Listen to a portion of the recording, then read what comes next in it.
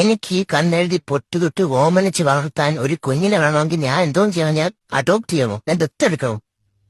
എനിക്കറിയാൻ പറ്റത്തോണ്ട് ചോദിക്കാം. പ്രത്യേകിച്ച് ജിമ്മന്മാരുടെ ബോഡി ബിൽഡർമാർത്താണെങ്കിൽ ചോദിക്കാം, നിനക്കൊക്കെ 40 മുട്ട വേണോടാ ഒരു ദിവസം?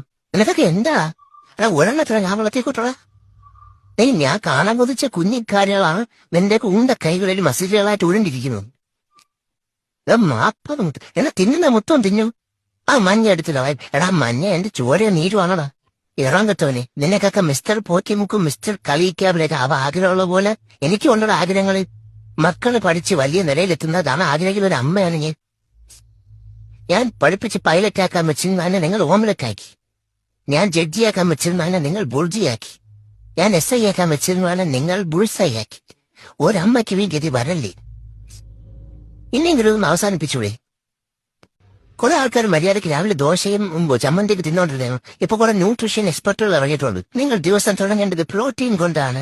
നിങ്ങൾക്ക് പ്രോട്ടീൻ വേണമെങ്കിൽ ജീവിതം ജീവിച്ചിരിക്കാൻ ഒരു പോത്തിനെ തിന്നൂടെ? ഒരു പോത്തിനെ ഒരു പഞ്ചായത്തിൽ മൊത്തം തിന്നെ, അതല്ലേ ന്യായം? വിരിയാനോ ജീവിത വിജയം കൈവരിക്കാനോ ഒരു അവസരം പോലും കൊടുക്കാതെ ഒരു മുട്ടെടുത്ത് പുളിഞ്ഞു തിന്നത് എവിടത്തെ ന്യായമുള്ളത്? നീയൊന്ന് ഗുണം പിടിക്കാനേ പോണില്ല ഒരു കാര്യത്തും, പ്രത്യേകിച്ച് ബോഡി ബിൽഡർമാര്. 40 മുട്ടോടെ ഒരു ദിവസം. നീയൊന്നും ബൾക്കാവാതെ പോട്ട്.